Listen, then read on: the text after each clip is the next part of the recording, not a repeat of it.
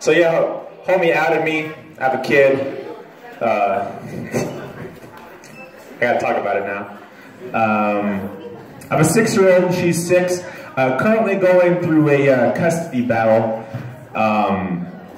So she's splitting homes, and so I picked her up from school a couple months ago, and there was like a whole lice breakout in her classroom. I was explaining to her what lice is, and I told her, I said, sometimes in order to fix the problem, you got to shave the kid bald. She was like, so they're bald if they have lice? I'm like, yes. And she freaks out, Dad. I'm like, what happened? Mommy's boyfriend is bald. And she's freaking out. I'm like, how do I calm my kid down? And I'm thinking about it. I'm like, you know what? Mommy's boyfriend has head lice. Tell the lawyer. Don't shake his hand.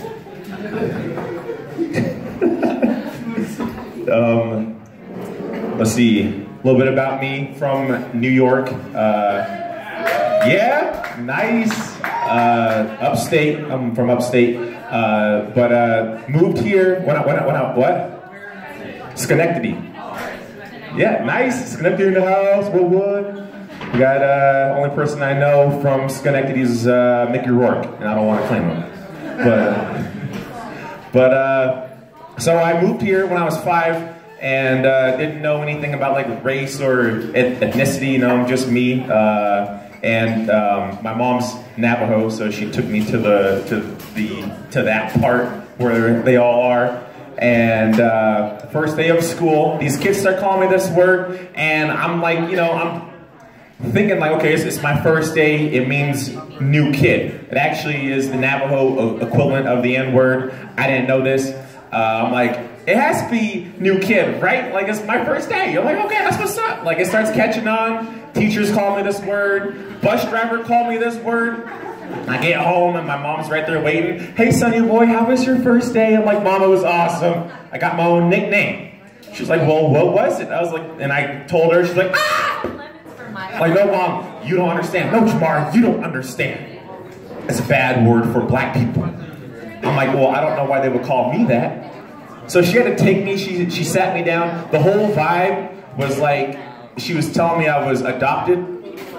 She was like, Jamar, I thought you'd be older when I tell you this, but you're black.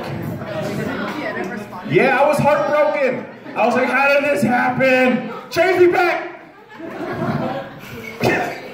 It was cool though, the cool thing, in high school I found out all black guys get big dicks.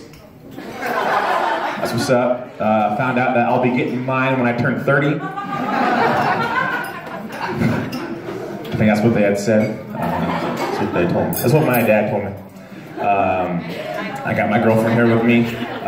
She heard that joke last time, and now she's acting like I have like some big inheritance coming in. She's like, so when are we getting this big dick? Ask her when we're gonna get married. I'm like, I'm not going half with you on the dick. I'm sorry.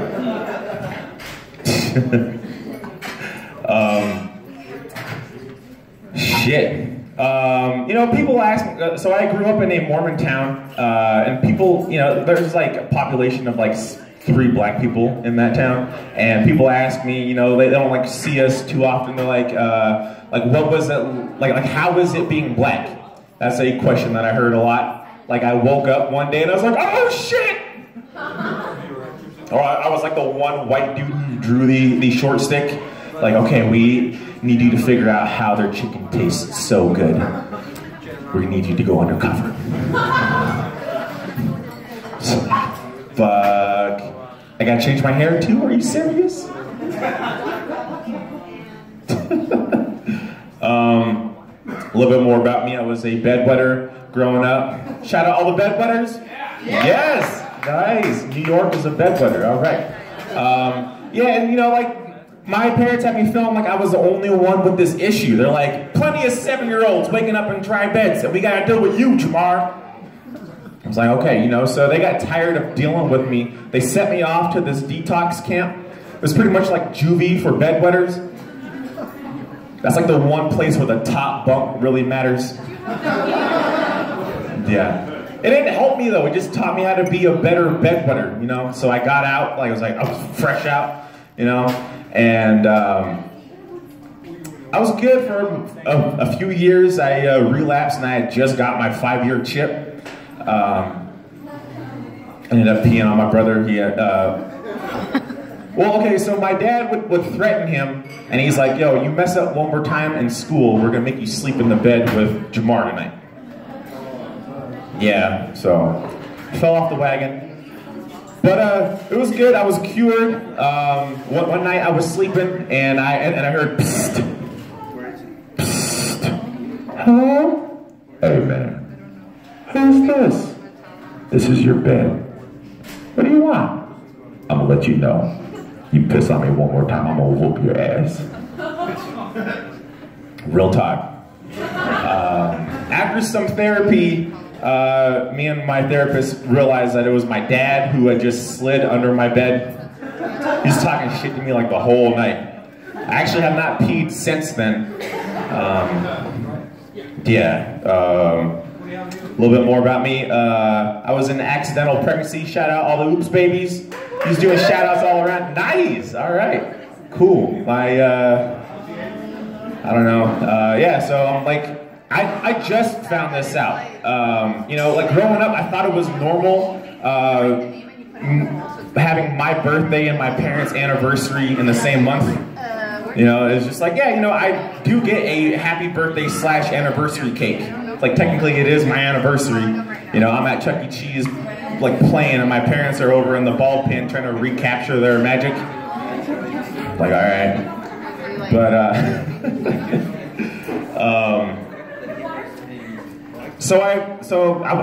when I found this out, I was having this conversation with my mom, and she was like, you know, telling me about when she got with my dad and they broke up, got back together. And she said, and then I found out I was pregnant. I'm the oldest, and like I heard like all the disappointment in her voice, and I was like, that sucks.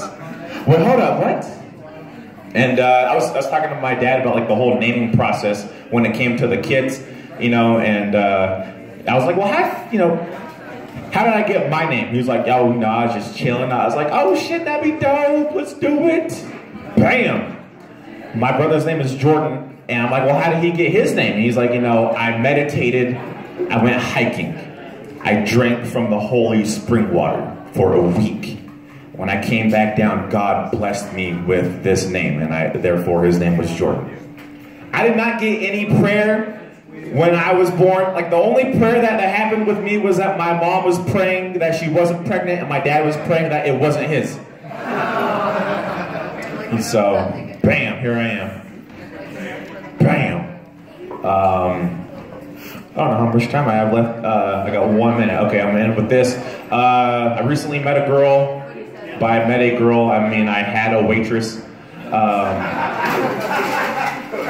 Yeah, and she sat down. She was nice. We were having this conversation, and she was like, you know, what do you do? And I was like, well, you know, I'm gonna try this out.